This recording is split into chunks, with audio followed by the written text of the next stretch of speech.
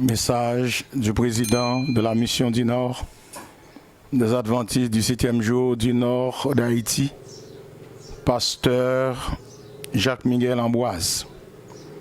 Distingués administrateurs de la mission du Nord d'Haïti, honorables chefs de département, collègues, pasteurs, ouvriers dans la vigne du Seigneur, chers anciens d'église, leaders de petits groupes, amis, auditeurs, collaborateurs dans la vigne du Seigneur, frères et sœurs bien-aimés. Nous vous saluons chaleureusement dans le précieux nom de Jésus-Christ, notre Sauveur et Rédempteur, qui nous a garanti le salut à la croix du Calvaire.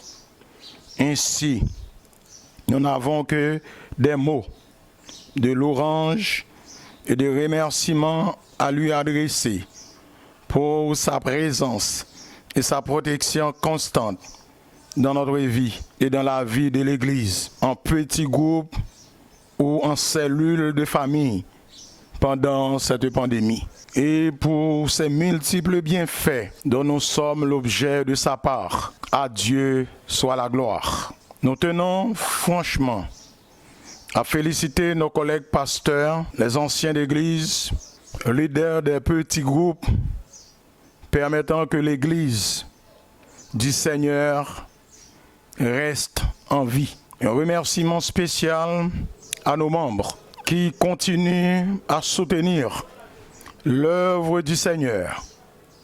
Et nous remercions le directeur de la radio Voix de l'Espérance Branche Nord, pasteur Fleury Philippe et son équipe, pour les différentes émissions, et d'autres frères par des moments de prière et de jeûne organisés à l'endroit du peuple du Seigneur pour l'aider à garder la foi. Bénédiction à vous tous, membres d'église, dirigeants d'église, frères et sœurs bien-aimés dans la foi chrétienne. Nous disons merci aussi aux dirigeants de la conférence générale pour les 100 jours de prière organisés en faveur du peuple de Dieu à travers la planète qui se termine le 4 juillet prochain 2020. Et nous prions premièrement pour les familles pastorales de 6h à 6h15 AM. Deuxièmement pour les familles du corps anciennat de 9h à 9h15. Nous prions pour tous les membres d'église de 12h15 à 12h25. Prière d'intercession silencieuse. Nous prions tous les jeunes de 3h, tous les jeunes en prière, 3h à 3h15 PM. Prions pour tous les corps diaconat, 6h à 6h15 PM. Tous les responsables d'église en prière, 9h à 9h15. À minuit, tous les administrateurs de l'œuvre en prière. Bonne nouvelle, Dieu est avec nous au milieu du chaos, partageant l'espérance de son retour. Le livre écrit par l'évangéliste pasteur Mark Finley, L'espérance au milieu du chaos. Et le livre ça, c'est le livre de l'impact pour l'année 2020. L'espérance au milieu du chaos. Son livre qui est très intéressant avec un pile message à l'intérieur de cet ouvrage. Et nous conseillons tous les membres d'église adventistes pour être capable de procurer un ouvrage comme ça à la caillou pour que ça a augmenté foyer avec situation de crise, situation de chaos ça, avec cette pandémie Covid-19. Eh bien, au besoin de livre ça à la caillou. Non seulement au besoin, mais au besoin de tout pour acheter pour l'autre, pour nous avoir une connaissance de messages qu'à l'intérieur, livre ça. Et à besoin au bureau de la mission du Nord, il est capable de checker ou bien voir frère Telonge Eliab, ou bien puis est capable de voir pasteur Distrio. Et tout gain ouvrage ça en main, que ça permet que membres l'église procurer ouvrage ça sans aucun problème. Et au chapitre 2 de cet ouvrage, nous trouvons les 3 secrets d'une paix durable en ce moment de trouble. Vive l'espérance et regardons à Jésus. Dieu est avec nous au milieu du chaos. Chers frères et sœurs, collègues, pasteurs, anciens d'église, membres de la grande famille chrétienne, avec cette pandémie, la COVID-19, qui secoue la planète Terre, beaucoup sont peur et sont perdus d'espoir. Quand nous perdons espoir, de sombres nuages de désespoir s'amoncellent au-dessus de nos têtes. L'avenir semble lugubre et nos lendemains incertains. Mais l'espérance détourne nos yeux de notre condition actuelle pour les diriger vers ce qu'elle pourrait devenir. Frères et sœurs, Dieu est avec nous au milieu du chaos. Partageons l'espérance de son retour. Jésus a donné un dernier discours à ses disciples. Il leur a demandé 3 raisons d'être remplis d'espérance. Il leur a fait part de 3 principes de paix intérieure. Celui qui se saisit de ces principes et les met en pratique dans sa vie ne cessera plus jamais le même. Un nouveau sentiment de paix l'amènera. Sa vie sera remplie d'espérance et il vivra chaque jour dans la joie du Seigneur. Avant de quitter ses disciples, Jésus leur a demandé, leur a donné 3 certitudes qui changent la vie. Le premier secret, ne jamais perdre l'espérance que Jésus reviendra. Jésus a commencé, que votre cœur ne trouble pas. Croyez en Dieu et croyez aussi en moi. Il y a beaucoup de demeures dans la maison de mon Père et je vais vous préparer une place. Donc, si je m'en vais et vous préparez une place, je reviendrai et je vous prendrai avec moi afin que là où je suis, vous y soyez aussi. Jean 14, les versets 1 à 3. On pouvait traduire l'expression que votre cœur ne se trouble pas. Arrêtez d'être si angoissé. Ne vous inquiétez pas. Frères et sœurs bien-aimés, avec cette pandémie qui fait rage, ne vous inquiétez pas. Dieu est avec nous. Les paroles de Jésus résonnent encore aujourd'hui, des siècles plus tard. Que votre cœur ne se trouble pas. Cessez de vous inquiéter. Il n'y a aucune raison d'être anxieux. Il y a autre chose que ce monde. Accrochez-vous à ses promesses. Ayez confiance en ses paroles. Croyez en Dieu, chers frères bien-aimés. Croyez aussi en moi, c'est la déclaration de Jésus. Et je vais vous préparer une place. Et je reviendrai. Jean 14, versets 1 à 3. La promesse du prochain retour du Christ relève notre esprit et encourage nos cœurs. Illumine nos journées et nos nuits. Elles nous permettent de gravir les montagnes plus aisément. Alléluia. Arrêtons-nous un instant sur quelques-unes des expressions contenues dans ce passage. Elles contiennent pour l'âme une bonne dose d'espérance. Jésus dit, il y a beaucoup de demeures dans la maison de mon Père. Verset 2. Voici ce qu'il dit. Il y a beaucoup de places dans mon royaume éternel. L'espérance ne manque pas. Il y a de la place pour vous. Frères et sœurs bien-aimés, il y a une place pour nous-mêmes. Et nous, avec cette arme nucléaire, virus que M. Grand, qui grand dans le monde, ça a créé pour détruire la terre. Pour détruire, on dit la terre, il y a trop de monde. Mais pourtant, frères et sœurs, nous avons garanti ça. Il y a beaucoup avec nous sur la terre, mais il y a une place en haut, dans le ciel là pour nous. Il y a une place pour nous. Il y a une place pour tout le monde dans le ciel. Demain, nous, c'est là-haut. Nous devons faire plan pour nous aller. Le dernier livre de l'Apocalypse, de la Bible, l'Apocalypse, clarifie ce point dans une vision prophétique. l'apôtre Jean voit une foule de rachetés se tenant devant le trône de Dieu dans les cours célestes. Émerveillés, et ils s'exclament. Après cela, ils ont dit, j'ai regardé. Voici une grande foule que nul ne pouvait compter, de toute nation, de toute tribu, de tout peuple et de toute langue. Apocalypse 7, verset 9. Il y a dans le ciel, frères et sœurs bien-aimés, suffisamment de place pour tout le monde. Le sacrifice du Christ est suffisant pour les êtres humains. La croix du calvaire garantit la rédemption à tous ceux qui l'accepteront. Quel que soit votre passé, il y a de la place pour vous dans le ciel. Même si vous êtes méchant ou des criminels, que ce soit passé, même si vous avez une mauvaise vie, de pouvoir accepter Jésus, il y a une place pour vous dans le ciel. Profitez de cette occasion. Profitez de ce moment de crise pour accepter Jésus comme sauveur personnel. Nous. Que signifie le fait que Jésus nous prépare une place? Le Christ est monté au ciel et reçu en présence du Père l'assurance que son sacrifice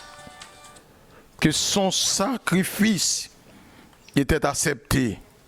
Et les portes du ciel sont ouvertes, frères et sœurs bien-aimés, à l'humanité entière. Jésus a une place pour tout le monde dans le ciel. Et nous assurons ça. Sacrifice Jésus a bonne place, nous en haut dans le ciel. Chacun des disciples, à l'exception des gens, sont morts en matière. Mais ils ont en réalité remporté une grande victoire. Devant cette pandémie, cette joie bien-aimée, nous remporterons la victoire. Nous n'avons pas besoin de faire rien. Tout est bien avec Jésus. Ils sont restés fidèles malgré les circonstances. Restons fidèles, frères et sœurs bien-aimés, malgré les circonstances, malgré cette pandémie. Il était rempli d'une paix intérieure qui surpasse toute intelligence. Philippiens 4, verset 7. Ils ont cru aux promesses du Christ. Ils se sont accrochés aux paroles du Christ. Je reviendrai. La certitude du retour du Seigneur rend plus acceptable les épreuves de la vie. Cette promesse apaise nos cœurs, domine nos peurs et soulage nos angoisses. Face à cette pandémie, peu importe de quoi sera fait aujourd'hui, un monde meilleur est à venir. Si monsieur rangé, puis détruit le monde là avec virus, avec armes nucléaires, guerre nucléaire, il y a un monde meilleur pour nous, frères et sœurs bien-aimés, captant nous. Frères et sœurs bien-aimés, le premier secret de la paix intérieure, considérons la vie sur cette terre est brève et prendre fin très bientôt. Tout défi, toute pandémie, toute difficulté, toute épreuve, toute maladie auquel ou à laquelle nous faisons face prendra fin. Frères et sœurs bien-aimés, regardons à Jésus. Accrochons-nous à la promesse du retour proche de Jésus. Que la paix remplisse nos cœurs et nos âmes. Déborde de paix. Considérons le deuxième secret. Jésus est prêt à nous guider et à nous diriger si nous le demandons en prière. La parole du Seigneur dans Jean 14, le verset 12 à 14. En vérité, je vous dis, celui qui croit en moi fera lui aussi les œuvres que moi je fais. Il en fera de plus grandes parce que moi je fais. Il en fera de plus grandes parce que je m'en vais vers le Père. De tous ceux que vous demanderez en mon nom, je le ferai, afin que le Père soit glorifié dans le Fils. Si vous demanderez quelque chose en mon nom, je le ferai. Cette parole de Jésus à ses disciples est extraordinaire. Il leur a donné l'assurance absolue qu'ils auraient accès à lui à tout moment de la journée par la prière.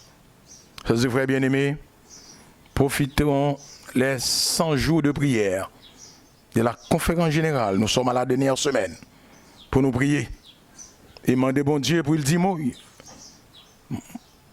Médecins, scientifiques, pas qu'à jouer une solution pour guérison virus ça, pandémie ça, mais Jésus a un mot. Jésus a un mot. Jésus a un dernier mot pour dire.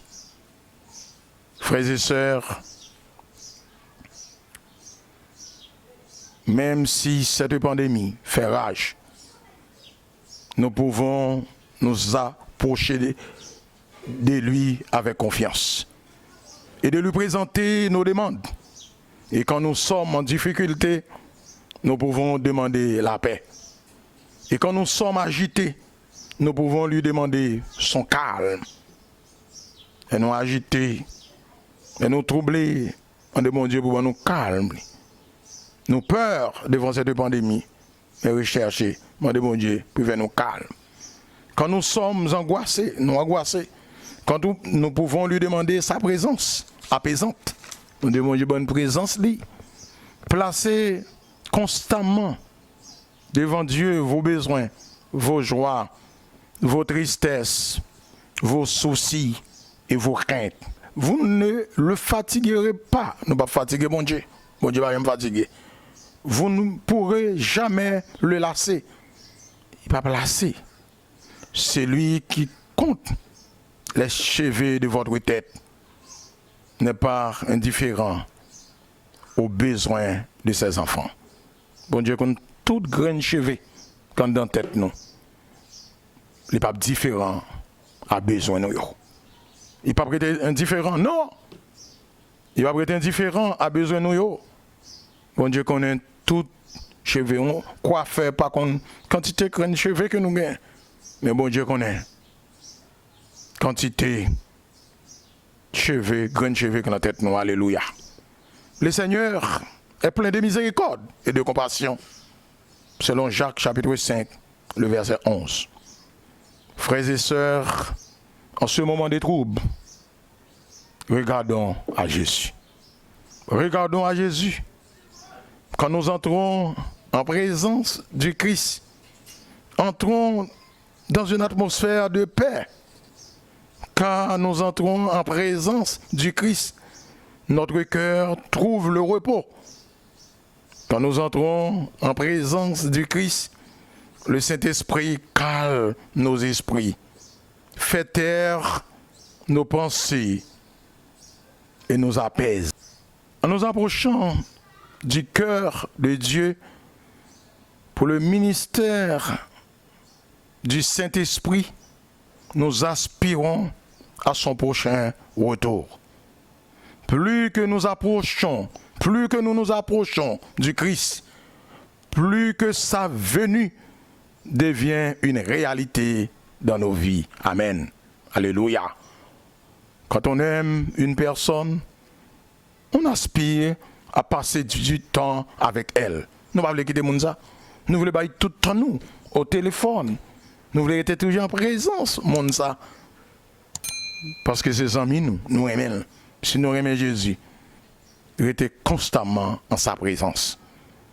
Quand on entre en présence du Christ, notre amour pour lui grandit. Amen. Notre amour pour lui grandit. On a hâte de le voir revenir sur les nuées. Voilà le troisième secret. Jésus ne nous laissera pas seuls. Nous pas seuls. Avec pandémie, ça frère, c'est bien, nous pas seuls. Et Jésus va jamais quitter nous seuls. Jésus appuie cette vérité. Je ne vous laisserai pas orphelins, selon Jean 14, le verset 8. Chers frères bien-aimés, nous ne sommes pas seuls. Nous ne sommes pas sans parents. Nous avons un grand monde. Et grand monde, nous, c'est Jésus. Nous avons un grand monde qui a veillé sur nous. Nous avons un grand monde qui a pris sur nous, c'est Jésus. Il va jamais perdu bataille. Jésus va perdre bataille. Dernier mot à la main. Jésus nous assure qu'il enverra la troisième personne de la divinité pour répondre à nos besoins. Il fait nous promettre ça. Il dit dans Jean 14, versets 26 et 27, l'exprime ainsi. Mais le consolateur, le Saint-Esprit, que le Père enverra en mon nom, c'est lui qui vous enseignera toutes choses et vous rappellera tout ce que moi je vous ai dit. Je vous laisse la paix, je vous donne ma paix, mais moi je ne vous donne pas comme le monde donne. Alléluia. Frères et sœurs bien-aimés, Jésus revient. La promesse de son retour est certaine et véritable. Mais, en attendant, il nous envoie le Saint-Esprit, la troisième personne de la divinité. Son représentant personnel, le Saint-Esprit, est pour nous. Il nous encourage en nous révélant quand nous sommes abattus. Et nous sentons nous abattus, nous ne sommes pas capables encore. Nous sentons nous voulons abandonner. Le Saint-Esprit de Dieu est là, fait appel à lui-même. Nous ne sommes pas seuls dans la bataille là. Il nous fortifie quand nous sommes faibles. Et nous sentons nous faibles. On a perdu force, chrétiens. Avec la pandémie, ça, on a perdu force. Parce qu'on a traversé une crise économique aiguë. On a perdu force. Mais pendant qu'on a perdu force, le Saint-Esprit là, il a pour nous force, pour fortifier nous, faire appel à lui-même. Rechercher le Saint-Esprit de Dieu. Il nous enseigne, il nous guide. Quand nous sommes perdus, et nous ne connaissons pas le chemin, nous perdus, nous quittons le chemin, le Saint-Esprit est là pour guider nous. Il nous défend quand nous sommes accusés à tort et quand. Mais accusez nous, mettez dossier sous dos nous. Il dit toute parole sur nous et accusez nous. Puis quand nous découragés, il accusez nous à tort et quand. Nous sommes incompris. Il ne va pas comprendre nous. Enfin, on a fait bon bagaille, mais on va comprendre nous, tout le monde va comprendre nous. Il accusez nous. Il va avoir tout grade. Mais si cet esprit avec vous, puis on découragé, nous avons la victoire. Regardons à Jésus. Il nous réconforte en appliquant notre âme, sur notre âme, un baume. Quand nous sommes blessés et tristes, il nous convainc lorsque nous égarerons. Il nous révèle les choses de Dieu et accomplit en notre cœur une œuvre transformatrice. Alléluia. Regardons à Jésus. Il nous soutient quand nous sommes sur le point de tomber. Nous allons tomber, Saint-Esprit, mon Dieu, là, pour qu'il nous. Fais appel à lui-même, il est là. Nous ne sommes pas seuls. Nous avons un grand monde. Nous avons un grand monde. Les pandémies viennent là avec nous, oui, les Jésus. Et nous sommes tous, dans une certaine mesure, brisés. La pandémie a brisé nous. Économiquement, enfin, nous va marcher. Socialement, il n'y a pas bon pour nous. Nous brisés. Mais il y a espoir avec Jésus. Nous ne pouvons pas tenir debout par nous-mêmes. Nous peut-être nous ne sommes pas capables de camper debout. Mais Christ, Saint-Esprit, bon Dieu, avec nous. Il nous faut quelqu'un pour nous soutenir, quelqu'un pour nous empêcher de tomber. Le monde qui est là pour empêcher de nous tomber. En partant, Jésus a promis et nous envoyer le Saint-Esprit. Alléluia. Il a envoyé le Saint-Esprit pour nous soutenir jusqu'au jour de son retour en gloire. Jusqu'à ce que Jésus retourne. Nous avons cet esprit qui va accompagner nous. Regardons à Jésus. On lit dans Matthieu chapitre 28, le verset 20. Et voici, je suis avec vous tous les jours jusqu'à la fin du monde. Amen. Amen. Bon Dieu avec nous tous les jours jusqu'à la fin du monde. N'est-ce pas une merveilleuse promesse? N'est-ce pas une merveilleuse promesse? En ce temps de troubles et de crises économiques, sociales, j'ai prié pour que la paix du ciel inonde votre âme et que votre cœur ne trouble pas, mais soit rempli de l'espérance. Frères et sœurs bien-aimés, soit rempli de l'espérance et de la joie. Regardons à Jésus. Regardons à Jésus. Dieu est avec nous au milieu du chaos. Partageons l'espérance de son retour. Frères et sœurs bien-aimés, amis qui nous écoutent, nous savons que la maladie n'aura pas le dernier mot.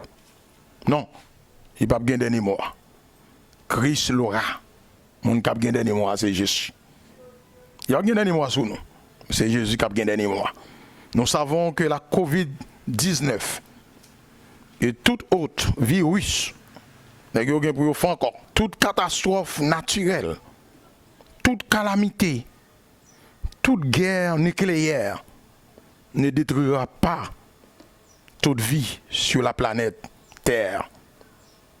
Nous avons la promesse du retour de Jésus. Dieu est avec nous au milieu du chaos. Partageons l'espérance. Que le Seigneur vous bénisse.